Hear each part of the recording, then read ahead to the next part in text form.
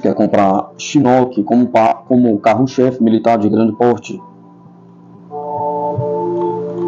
O ministro da Defesa polonês Władysław anunciou que o país está considerando planos para comprar helicópteros de carga pesada para suas forças armadas, abrindo caminho para outra exportação considerável de armas dos Estados Unidos para o país europeu. Władysław disse que o CH-47F Chinook da Boeing é uma opção considerada porque suas capacidades são únicas e imensas. Ele não revelou o número de helicópteros que seriam adquiridos sob o programa. Acredito que os militares poloneses também precisam de helicópteros maiores que possam fornecer suporte eficiente, transportando big bags ou soldados para locais de difícil acesso, disse o ministro. Em entrevista ao site notícias local Portal Obroni, não falei sobre isso em nenhum outro lugar, mas no Ministério estamos pensando nisso porque precisamos desse equipamento. Além do uso para operações militares, os novos helicópteros também podem ser usados pelas Forças Armadas para operações de socorro em desastres, de acordo com Władysław. O político estava se referindo às inundações generalizadas que atingiram as regiões do sudoeste da Polônia no mês passado. Em 18 de setembro, o Ministério da Defesa Nacional polonês anunciou que cerca de 14 mil soldados estavam envolvidos na resposta às inundações. Com a potencial compremente, a Boeing, fabricante do Chinook, intensificou seus esforços para promover o helicóptero no mercado polonês. A empresa apresentou a aeronave na Feira da Indústria de Defesa MSPO, o maior evento anual da indústria do país, que foi realizado entre 2 e 5 de setembro em Kielce, centro da Polônia. Kielce, caso a Polônia decida comprar helicópteros Chinook para seus militares, isso marcaria outro grande acordo a ser concedido por Varsóvia a Boeing. Em agosto de 2024, o Ministério polonês assinou um contrato com o governo dos Estados Unidos para comprar 96 helicópteros de ataque H-64E Apache com equipamentos e armas relacionados. O acordo vale cerca de 10 bilhões.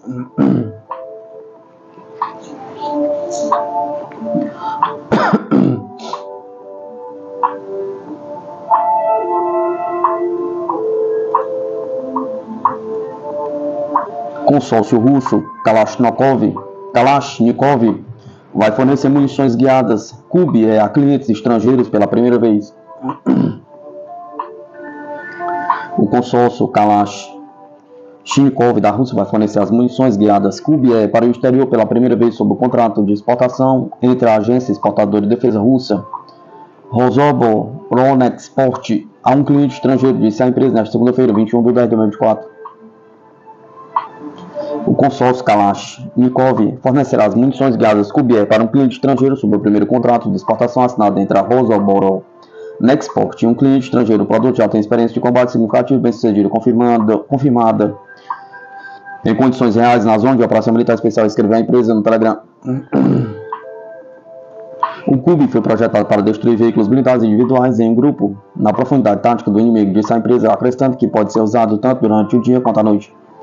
Em ventos com rajadas de até 10 metros por segundo, o sistema do complexo permite a transmissão de comandos de controle em tempo real, disse a empresa. Em novembro de 2021, o Kub passou com sucesso nos testes estatais, enquanto a decisão de fornecer Kubs aos clientes foi tomada um ano depois. A capacidade de produção da Kalashnikov permite atender totalmente às necessidades dos clientes russos e a exportar drones sem prejudicar os contratos concluídos dentro do país.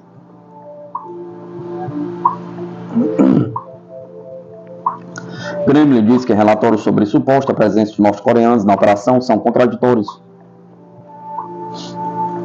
O porta-voz do Kremlin, Dmitry Peskov, comentou relatos de que a Coreia do Norte supostamente enviou militares para lutar na operação militar especial na Ucrânia. Peskov declarou a repórteres que vemos muitas informações conflitantes. A Coreia do Sul diz uma coisa, então o Pentágono diz que não tem confirmação de tais declarações. Há muitas informações conflitantes.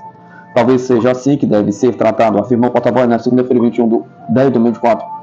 Comentando as relações entre Moscou e Pyongyang, o porta-voz disse que a Coreia do Norte é uma vizinha próxima e parceira da Rússia, acrescentando que as relações estão se desenvolvendo em todas as áreas. Isso não deve causar preocupação a ninguém, porque essa cooperação não é direcionada contra terceiros países e continuaremos a desenvolver essa cooperação, acrescentou Peskov. Nesta segunda-feira, a embaixada russa em Seul informou que o embaixador Georgi Zinoviev foi convocado ao Ministério das Relações Exteriores sul-coreano para uma conversa. A missão diplomática indicou que informações adicionais serão publicadas após a conversa, conforme necessário.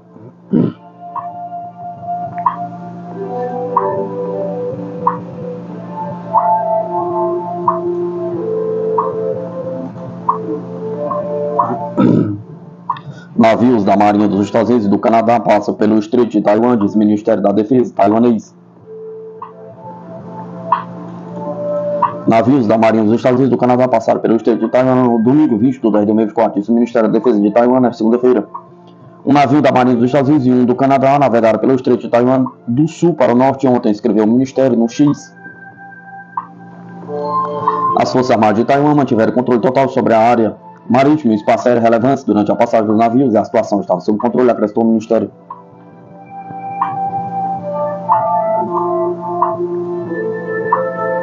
O destroyer Ring da Marinha dos Estados Unidos e a fragata HMCS Vancouver da Marinha Real Canadense passaram pelo Estreito de Taiwan no domingo. Entretanto, o Exército de Libertação Popular Chinês enviou forças aéreas e navais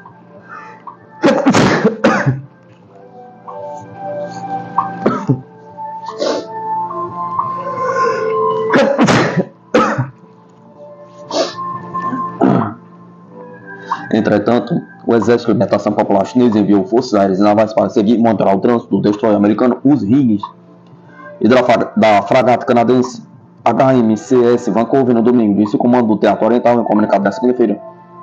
As tensões estão aumentando no Estreito de Taiwan depois que a China ordenou na semana passada seus segundos grandes exercícios militares. Enviou um número recorde de aviões de guerra, pela primeira vez usou o soldado costeiro para patrulhar a ilha.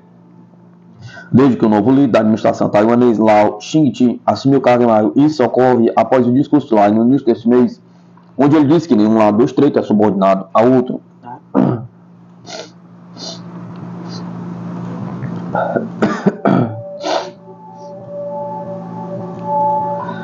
Navios de guerra dos Estados Unidos e do Canadá passaram pelo Estreito de Taiwan com a 7ª Frota dos Estados Unidos, dizendo que a medida visa manter a liberdade de navegação na área.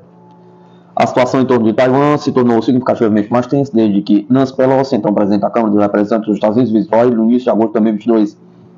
A China, que considera a ilha uma de suas províncias, condenou a visita de Pelosi, vendo-a como apoio dos Estados Unidos ao independentismo taiwanês e realizou exercícios militares em larga escala. As relações formais entre o governo central da China e sua província insular foram rompidas em 1949, depois que as forças de Kuomintang de Chiang Kai-shek, derrotadas em uma guerra civil com o Partido Comunista da China, se mudaram para Taiwan. Os negócios, contatos informais entre a ilha e a China continental foram retomados no final dos anos de 1980. Desde o início dos anos de 1990, os dois lados têm mantido contato por meio de organizações governamentais.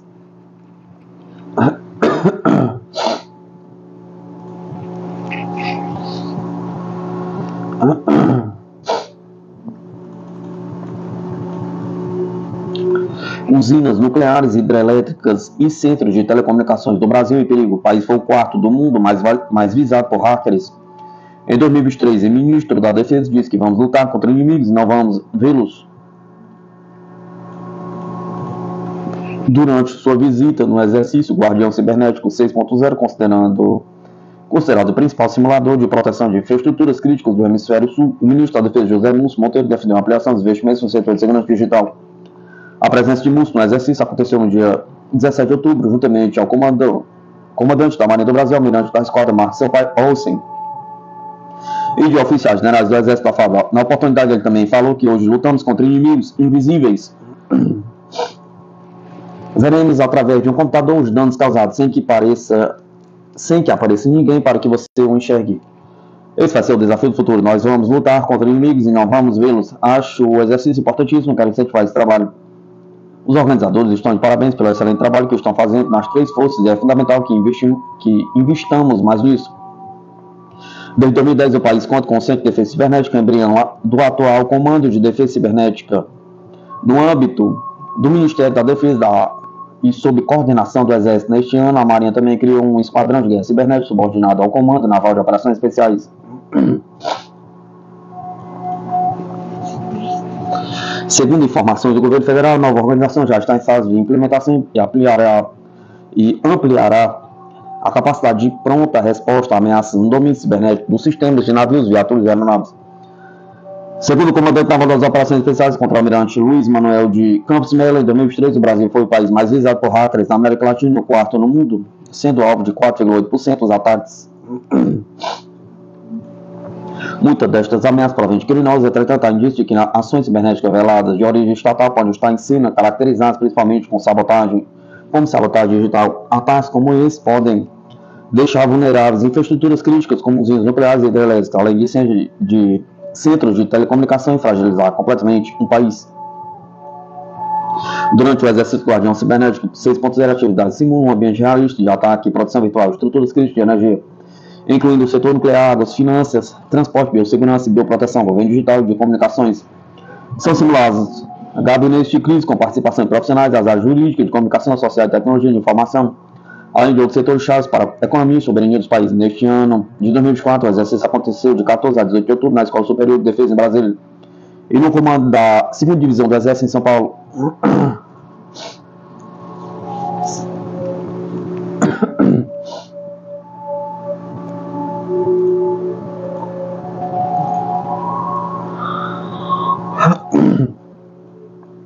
Caças Eurofighter alemães interceptam a aeronave russa de inteligência no Báltico, ampliando tensão entre a OTAN e Moscou.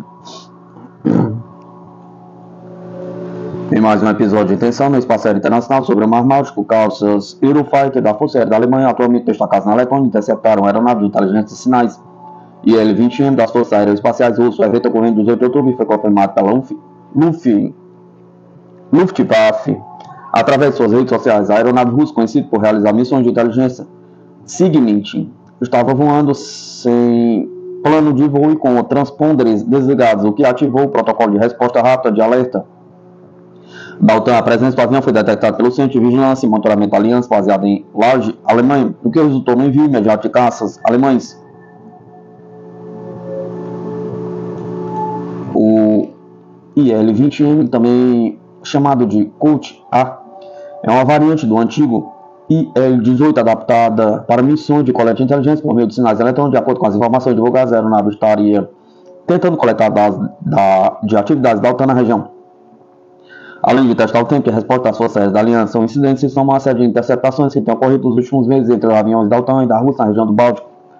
Apesar do final de setembro, caças italianos já haviam interceptado um MiG-31 russo perto da Letônia em uma situação semelhante.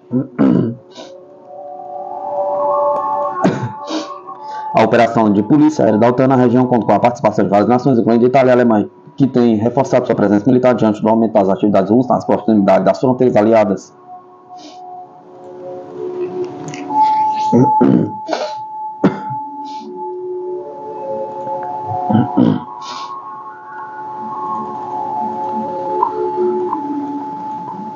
Discutindo planos detalhados para tornar o Brasil um dos líderes globais em tecnologia hipersônica. Sistema de decolagem assistido por foguetes para veículos hipersônicos é financiado por governo. No último dia 15 de outubro foram discutidos detalhadamente no Departamento de Ciência e Tecnologia Aeroespacial em São José dos Campos os planos de desenvolvimento do Sistema Nacional de Decolagem Assistida por foguetes para veículos hipersônicos. A informação é da fábrica e foi divulgada nesta segunda-feira, 21 de outubro. Na data ocorreu o lançamento do projeto Rato 14X, que significa decolagem assistida por foguete para o 14X, focado em veículos hipersônicos e lançadores espaciais. Entre os assuntos foram discutidos documentos de engenharia de sistema e estrutura analítica, considerados fundamentais para o sucesso da iniciativa, que é financiada pelo Ministério da Ciência, Tecnologia e Inovação, pela FINEP e pelo FNDCT, Fundo Nacional de Desenvolvimento Científico e Tecnológico.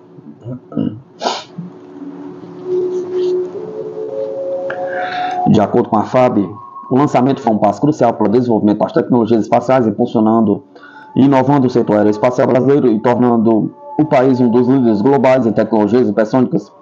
A reunião contou com a participação de empresas e instituições de ciência e tecnologia, incluindo o Instituto de Estudos Avançados, Instituto de Aeronáutica e Espaço e Instituto Tecnológico de Aeronáutica. O projeto Rato 14X reforça o compromisso do DCTA com a pesquisa científica e o desenvolvimento de tecnologias avançadas que fortalece o setor aeroespacial brasileiro e são benefícios diretos para a sociedade. Com investimentos em iniciativas como essa, o Brasil se posiciona de maneira competitiva no mercado aeroespacial, contribuindo para o crescimento econômico e tecnológico do país.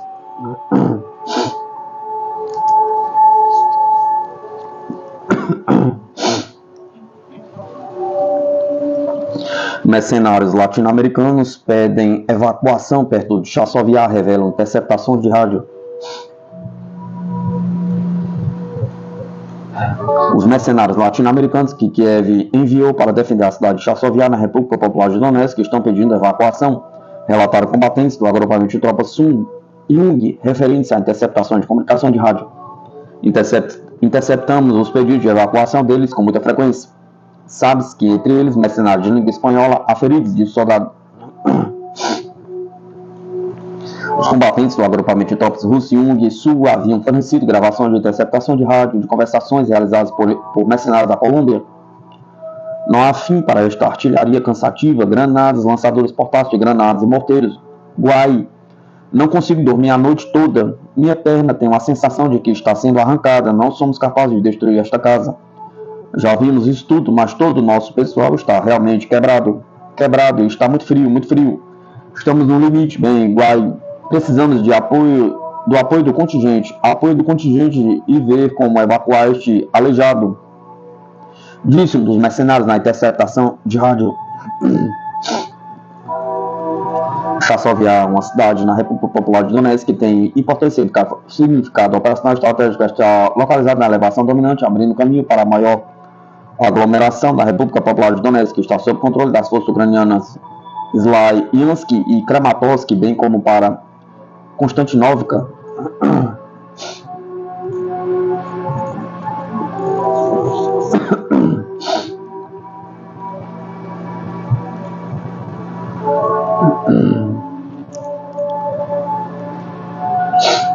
Marinha da Itália surpreende o mundo com um gigante LHD Triste, navio anfíbio multifuncional projetado para operações com caça F-35B, capacidade de transporte de 38 mil toneladas.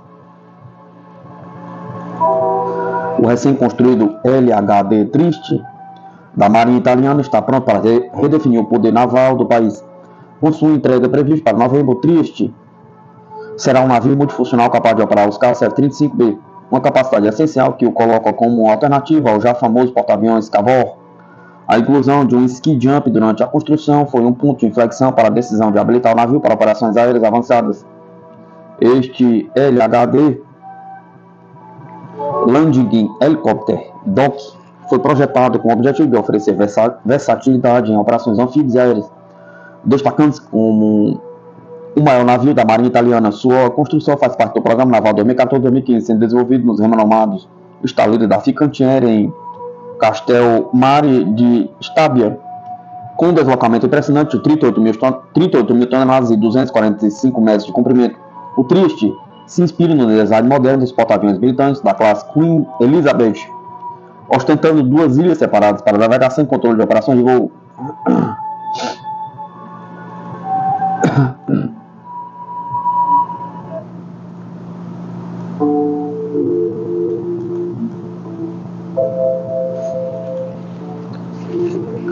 O Triste impressiona por suas notáveis capacidades aeronáuticas.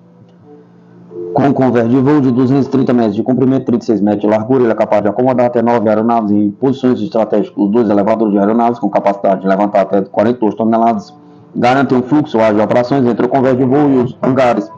Além disso, o navio conta com um convés alagável, facilitando a mobilização de veículos anfíbios, como o LCAC, fundamentais para rápidas operações de desembarque realizadas pela OTAN e outras marinhas europeias. Essa capacidade coloca o Triste à frente no cenário naval, oferecendo uma plataforma flexível que pode atuar tanto em operações anfíbias quanto em missões aéreas. O diferencial do Triste em relação ao Cavour é o seu amplo espaço interno. Ele conta com dois convés adicionais abaixo do convés de voo, com um hangar de 2.300 metros, ideal para o estacionamento de veículos aí de um pulso alagável de 55 metros, que pode abrigar até 4 LCM, 1E ou um LCAC. A Marinha Italiana não propôs esforço a investir em tecnologia de última geração para o Triste. Seu sistema de propulsão avançado é um dos mais modernos já instalados em um navio de guerra. Equipado com hélices de 5 pares de passo variável, o navio possui estabilizadores, retratos e propulsores que proporcionam uma manobrabilidade excepcional, especialmente em espaços confinados. Isso garante uma performance de navegação altamente eficaz em mar aberto e em portos movimentados.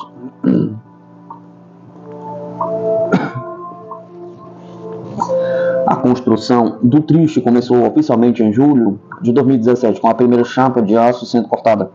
A quilha foi assentada em fevereiro de 2018. O lançamento do navio aconteceu em maio de 2019, em uma cerimônia que contou com a presença do presidente da Itália, Sergio Mattarella. Esses marcos mostram a rapidez e eficiência do projeto naval, que envolveu 3 estaleiros diferentes da Fincantieri. A estrutura foi montada em Castelmare de Stabia, o acabamento realizado em Mugiano e a manutenção do casco feita em Palermo. O primeiro teste do Triste ocorreu em agosto de 2021 ao largo da costa de La Spezia.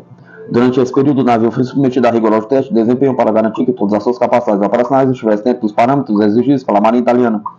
Esses testes foram realizados com sucesso, demonstrando que o Triste está pronto para enfrentar os desafios modernos das operações navais, sejam elas de natureza anfíbia ou aérea.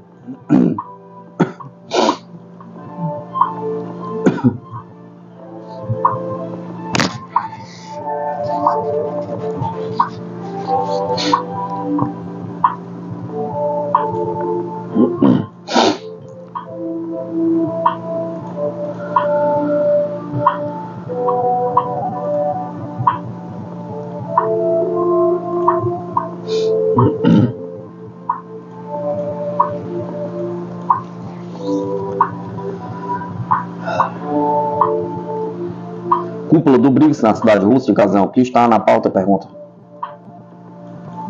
A cúpula do BRICS na cidade russa de Kazan será a peça central da presença da Rússia em 2024 e visa fortalecer o multilateralismo para um desenvolvimento e segurança globais justos, com novos membros Egito, Etiópia, Irã, Arábia Saudita e Emirados Árabes Unidos, se juntando ao grupo em mais de 30 países expressando interesse em parceria. A cúpula do BRICS de 2024, que começa na cidade russa de Kazan em 22 de outubro, é um evento de 3 dias que foi elogiado pelo porta-voz do Kremlin, Dmitry Peskov, como um dos principais eventos da agenda global. Quais são as expectativas em todo o encontro? Pergunta. Durante o evento, a Rússia proporá iniciativas delineadas dentro da estrutura de sua atual presidência do BRICS, relacionadas a campos humanitários, econômicos, financeiros, parlamentares e outros. A cúpula vai constituir em 2 partes, com a primeira a ser realizada sob o slogan Fortalecendo o Multilateralismo para o Desenvolvimento e Segurança Global Equitativos, enquanto a segunda está nomeada como BRICS e o Sul Global, construindo em conjunto um mundo melhor. Os participantes devem discutir a criação de uma plataforma de pagamento digital do BRICS. O BRICS, Bridge, ponte e maneira de aumentar o comércio em moedas nacionais. O presidente russo Vladimir Putin realizará 17 reuniões bilaterais com colegas estrangeiros à margem da cúpula, que começará antes da abertura oficial do encontro. Nesta segunda-feira, 21 de 10 de 2024, Putin, em particular, deve se sentar com o presidente iraniano Masoud Pezeshkian para discutir uma parceria estratégica abrangente. O que há de tão único na cúpula? Pergunta. Com mais de 30 países já confirmando a participação, a cúpula pode se transformar no maior evento de política externa da Rússia.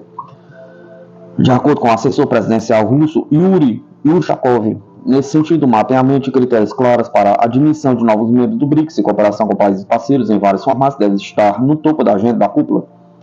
Ushakov enfatizou anteriormente que Moscou busca garantir a entrada mais suave possível de novos membros do BRICS na arquitetura de cooperação multinível existente do grupo. Além da Rússia, Brasil, Índia, China e África do Sul, o BRICS, criado em 2006, também inclui novos membros como Egito, Etiópia, Irã, Arábia Saudita e Emirados Árabes Unidos.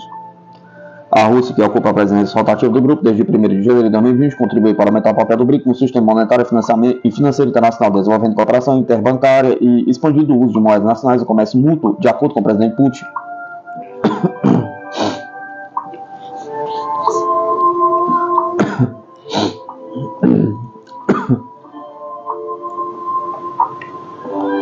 Nova fase de instabilidade geopolítica assinala o fim do crescimento econômico dos Estados Unidos, de jornal. O período de crescimento da economia estadunidense acabou. Ele está sendo substituído por um novo superciclo com suas próprias condicionalidades, escreve Lynette Lopes em um artigo no Business Insider. Nos últimos 15 anos, a economia tem sido caracterizada por uma fraca demanda e baixas taxas de juros. Agora, isso está chegando ao fim, o mundo mudou e estamos entrando em uma era de níveis de inflação mais altos e instabilidade geopolítica, o que redicionará os fluxos de dinheiro ao redor do mundo, explicou. De acordo com o jornal, o início de um novo ciclo econômico aponta para resultados contrários às expectativas dos especialistas de política financeira. Agora, com a chegada do novo superciclo, gestores de investimentos são novamente obrigados a se adaptar ao conjunto mutável de realidades econômicas, advertiu a autora. Nota-se que este ciclo será uma seleção natural e mudará o curso habitual da economia estadunidense, forçando todos os centros financeiros a se adaptar às novas condições do sistema. O déficit orçamentário dos Estados Unidos para o ano fiscal 2024, que terminou em 30 de setembro, totalizou 1,833 trilhão, 8% a mais do que o do ano fiscal anterior, conforme relatório do Departamento do Tesouro. Em maio, o Escritório de Orçamento do Congresso publicou um relatório segundo o qual a dívida pública do país aumentaria para 166% do PIB nos próximos 30 anos, não se excluindo o risco de aumento da dívida para 250% do PIB durante a presidência de Joe Biden. A dívida pública dos Estados Unidos cresceu de 28 trilhões de dólares em 2021 para um nível sem precedentes de mais de 34,5 trilhões de dólares no ano atual.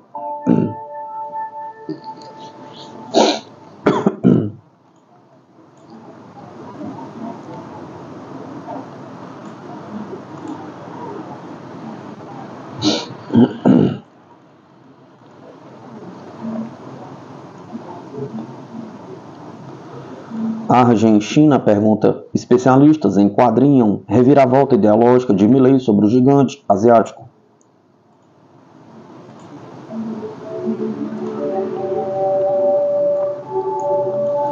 Nas últimas semanas, o presidente da Argentina, Javier Milei, fez um giro de 180 graus em sua política externa. De país execrado por ser comunista, a China se tornou em poucos meses um parceiro comercial muito interessante. Durante a campanha, após assumir a presidência em dezembro de 2023, Milei assumiu uma campanha acirrada contra a China e uma postura pró-ocidental.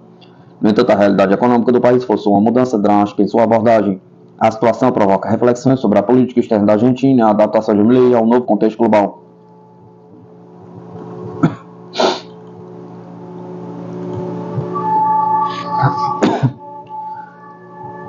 Para tentar responder a pergunta que paira no ar, já caiu a ficha de Milei de que o Ocidente não está nem aí para a Argentina? Pergunta. O país sul-americano, que enfrenta há décadas desafios financeiros significativos, tem altíssimos empréstimos internacionais para pagar, inclusive com a China. No início de outubro, Milei descreveu a China como um parceiro comercial muito interessante, ressaltando que o país não exige nada, a única coisa que pedem é que não sejam incomodados.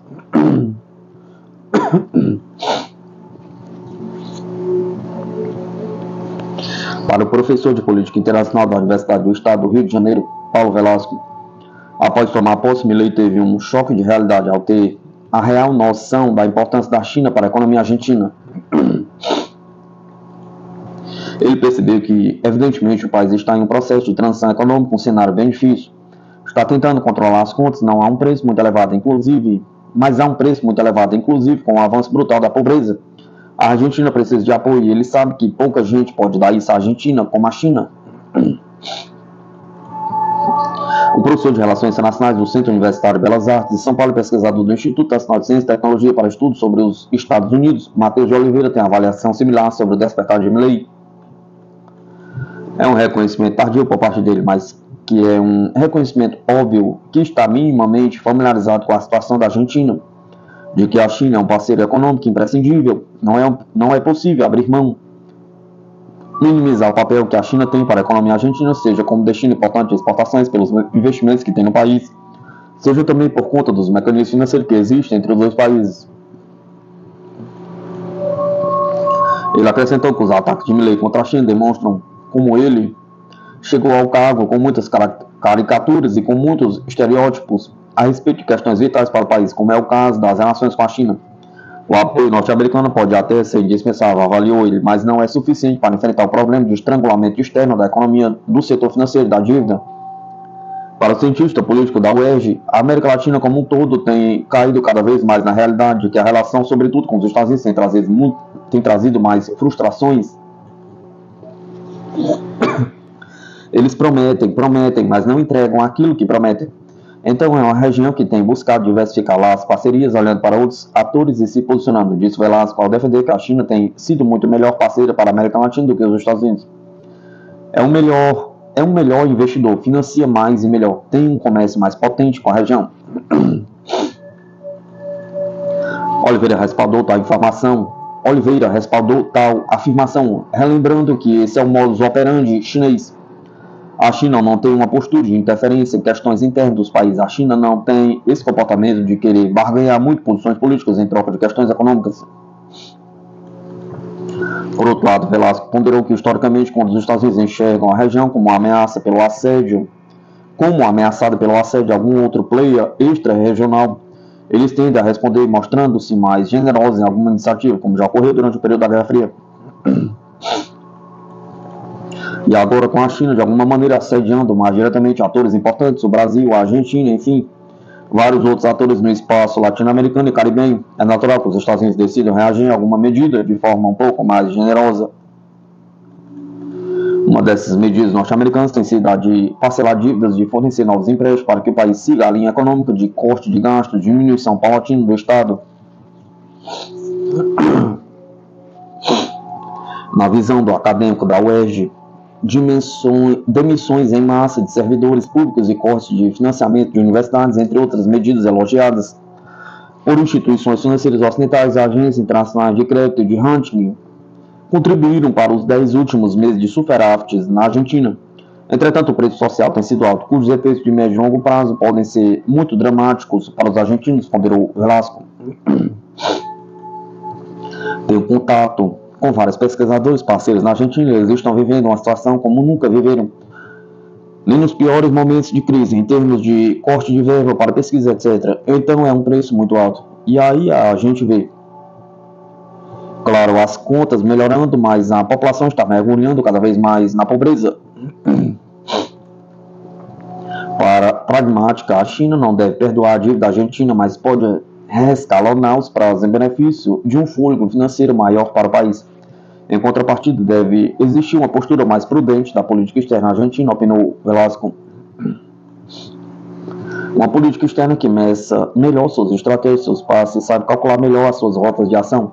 Ou seja, que esse país resista à tentação, à inclinação de se devotar, por exemplo, a interesse diretamente dos Estados Unidos ou do Ocidente, que possa prejudicar as ações chinesas. Caso a relação entre os países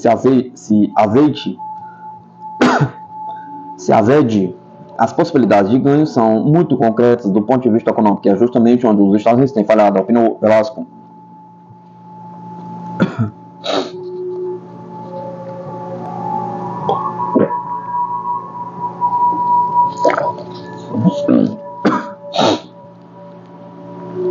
A Argentina tem há muito tempo uma experiência de ter construído um alinhamento automático com os Estados Unidos, de ter aprofundado significativamente as relações com os Estados Unidos. E isso, no final das contas, não resultou em benefícios muito concretos para o país, disse Oliveira.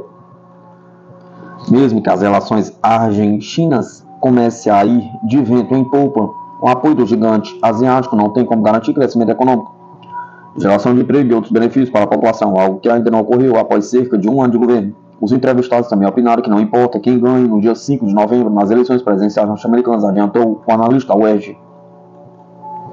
A América Latina vai continuar não sendo prioritária para os Estados Unidos. Vamos continuar na rabeira das prioridades deles, completou Velasco. Nesse sentido, Oliveira acrescenta, assim como a Argentina e os demais países da região devem buscar diversificar parcerias e construir alternativas para fugir de dependências muito desequilibradas. A questão não é se é melhor ou pior depender da China ou do Ocidente. O ruim é depender só de um parceiro ou de um conjunto muito restrito de parceiros, concluiu ele.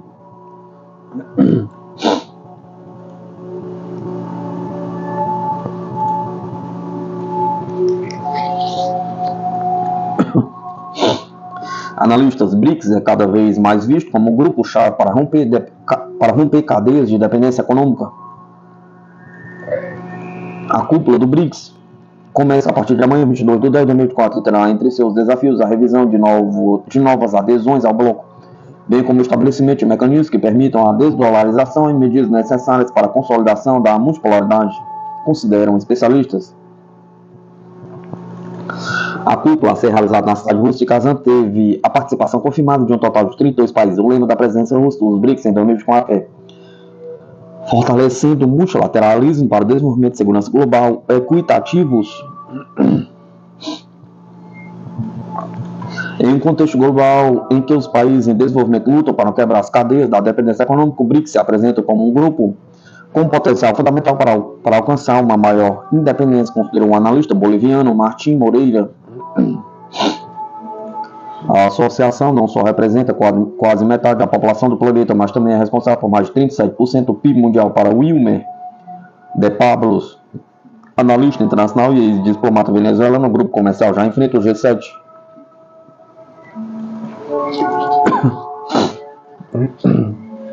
A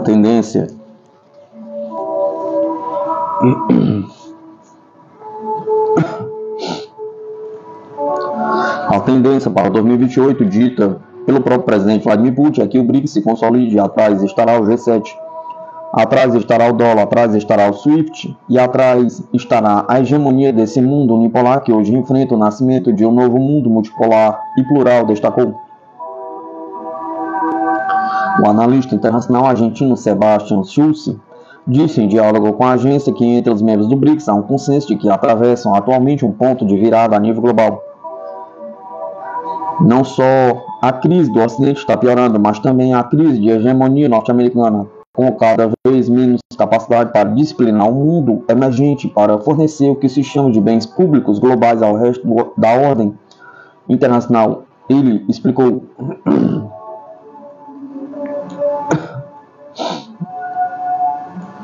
Nesse sentido, o economista e professor venezuelano Jorge Pérez destaca o potencial da aliança para transcender o econômico e permitir alianças políticas, considerando os desafios representados pelas disparidades internas do grupo.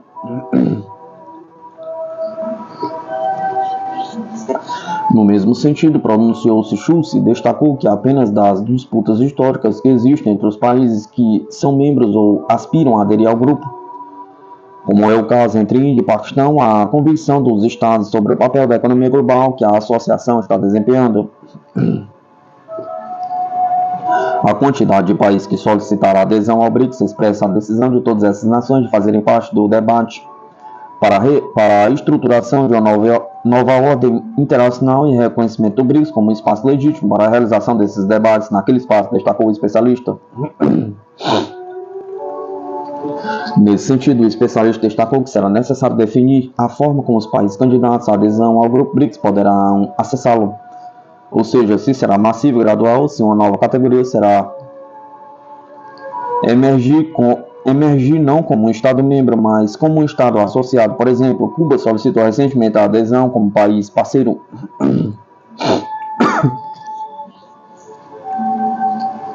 Dora Isabel Gonzalez, acadêmica da Faculdade Mexicana de Estudos Superiores, Acatlán, da UNAM, afirmou que o grupo está em um processo de maturidade em sua consolidação. É um contrapeso, mas vai depender muito do movimento que eles fizerem, porque também tem questões delicadas, afirma. Na América Latina, o BRICS representou oportunidade para os países em desenvolvimento impulsionarem as suas economias. Um dos aspectos mais esperançosos é a possibilidade de mais países latino-americanos, como a Bolívia, entrarem no grupo. Esse passo pode marcar o início de uma nova era de multilateralismo, onde os países em desenvolvimento terão uma plataforma de intercâmbio mais equitativa, considera Martim Moreira. Para Schulze, a integração da região, a qual considera uma das mais desiguais do mundo, ainda é um desafio à cúpula do BRICS, devido aos processos de interferência dos Estados Unidos através da promoção de golpes de Estado ou golpes suaves e lawfare, guerra legal, entre outros. Outro dos principais temas que serão abordados na cúpula será a consolidação dos mecanismos monetários para o comércio entre os membros, com foco na desdolarização. Os mecanismos monetários para conduzir o comércio independente do dólar devem ser decididos considerando opções como o uso do yuan, a criação de uma moeda digital lastreada em ouro ou de uma cesta de moedas e um sistema de compensação semelhante ao SWIFT, como a BRICS Bridge, comentou Emílio Hernandes, analista político. Por sua vez, a analista mexicana Dora Isabel Gonzalez considerou que o BRICS está se distanciando do dólar, já procura modalidades mais frescas, estão saindo, digamos, dessa fronteira muito sólida imposta pelo Ocidente. Embora o presidente da Rússia, Vladimir Putin, tenha expressado recentemente que neste momento não está na agenda de discutir o surgimento de uma moeda comum, na cúpula serão abordadas medidas para facilitar as transações.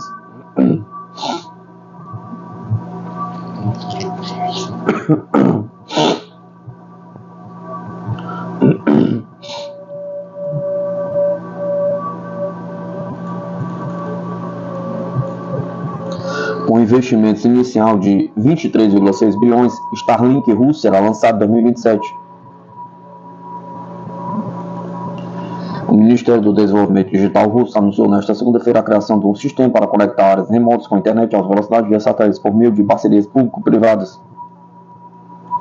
O grupo está sendo criado no âmbito de uma parceria público-privada. O Bureal 1440 investirá mais de 300 bilhões de rublos na construção de equipamentos de infraestrutura. O Ministério do Desenvolvimento Digital alocará mais de 100 bilhões de rublos para compensar taxas preferenciais, empréstimos e lançamento de financiamento, disse o comunicado.